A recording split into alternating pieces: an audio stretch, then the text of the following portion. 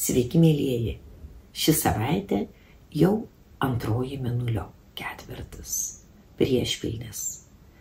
O sekmadienį beje stos ir pilnatis. Jėgų vis daugiau, aistros vis karštesnės. Ir savaitė jau prasidės gana ekstremaliai. Marsas bus susijungęs su Uranu, tad laikykitės. Ne tik naujos idėjos, bet ir iššūkiai. Ypač reikėtų būti atsargesniem moterim, kurių vyrai yra choleriško tipo. Tai tas metas, kai reikia būti lankstiem, tolerantiškiem ir nesivelti į konfliktus, į ginčus. Pirmadienis iš tikrųjų bus sunkus ir būtent lankstumo, tolerancijos gali pristigti visiems. Tad įspėju iš anksto. Pasistengkite likti nuošaly nuo bet kokių konfliktinių situacijų. Nesvelkite į santykio aiškinimąsi. Jeigu jums kažkas nepatinka, patys padarykite taip, kaip reikia. Nekritikuokite kitų ir nieko iš kitų nereikalaukite. Na ir būkite atsargus su elektros prietaisais, su aštriais daiktais. Beje, tądien tikrai nepatartina pirkti jokių elektros prietaisų, elektronikos prietaisų, tarkim, kompiuterių, telefonų, bus bėdų. Taip pat būkite atsargus, jeigu jums tektų dirbti aukštyje. Atsargiai lipkite laiptais. Bent jau po medžius karstytis tądien tikrai nereikėtų. Diena bus susijusi stipriai su Žemės energijomis. Reikalas tas, kad pagal Saulės kalendorių tai bus 28 Saulės diena. Zem. Žemės energija, Žemės dvasio energija. Gerai tądien vaikščioti pasomis, dirbti žemėje, na ir žinoma, nešioti akmenis talismanus. Vienintelį dalyką, kurį tikrai verta tądien pirkti, tai akmenis. Tądien jūsų intuicija bus puikiai. Rinkitės, pirkite tuos akmenis, kurie jums patinka ir nešiokite. Na, jei nežinote, ką užsidėti, kokį akmenį pasirinkti, tądien renkami neskaidrus akmenys, tamsiai rudi, juodi. Tai būtų pats teisingiausias pasirinkimas. Galiu nudžiuginti, toks sudėtingas ir kupinas iššūkių bus tik pirmadienis. Nuo antradienio staiga viskas ims keistis į gerą ir ypač į pavakarę. Nuo 16:22 Venera pereina į labai gerą poziciją. Prasideda itin sėkmingas laikas moterim. Palankus metas spręsti finansinės problemas. Tai tas laikas, kai reikia pirkti gražius, vertingus daiktus, papuošalus, meno kūrinius.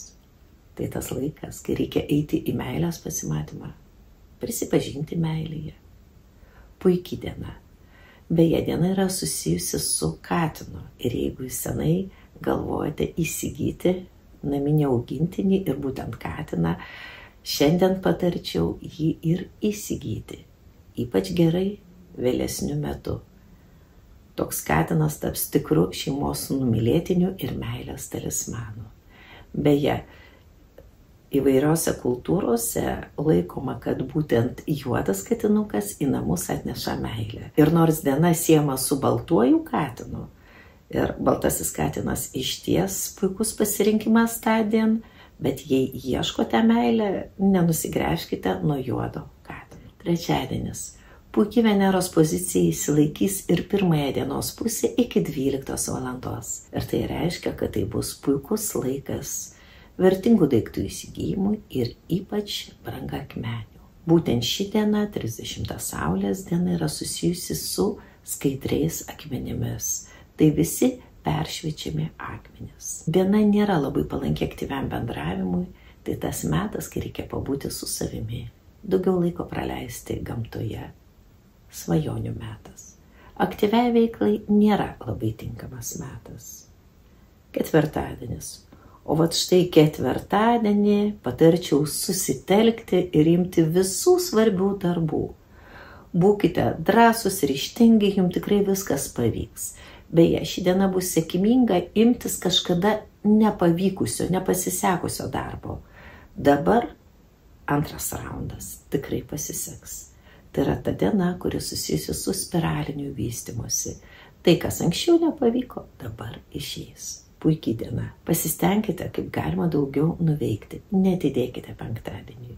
Ir nors penktadienis iki pavakarės, 14 mėnulio diena, o ji laikoma tikrai puikiai naujų darbų pradžiai, vis dėlto nepatarčiau. Imkitės reikalų tvarkymui, bet nedarykite nieko, ko gerai nežinote. Svarbiausiai, nespręskite finansinių problemų, venkite finansinių įsipareigojimų.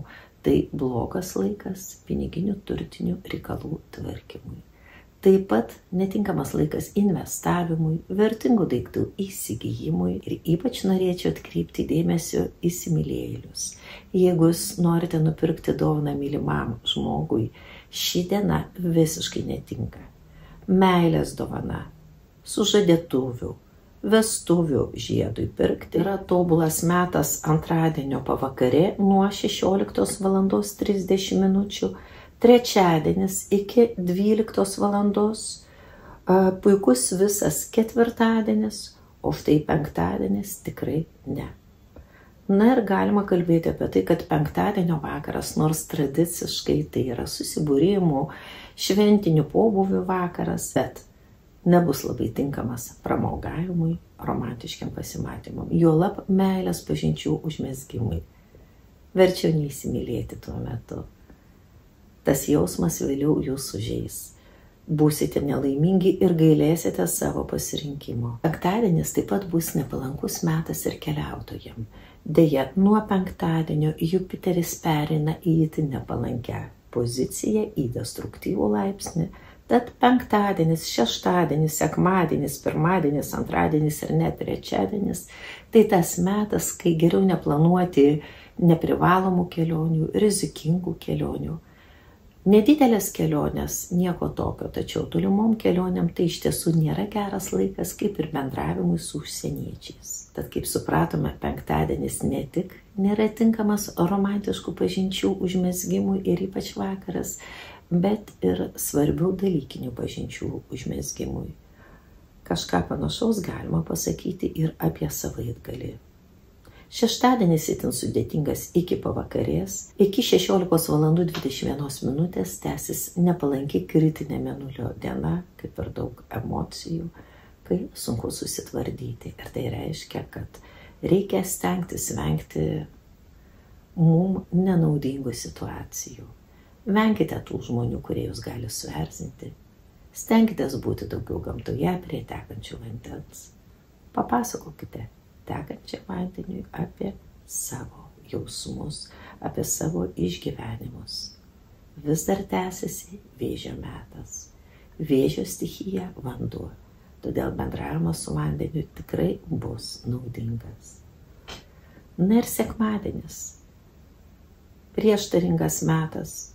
Ir nors nuo šeštadienio pavakarės prasideda taikusis laikas pagal mėnulio kalendorių, 16 mėnulio diena, angelų diena, ir sekmadienį iki pat vakaro, iki 17:22 min.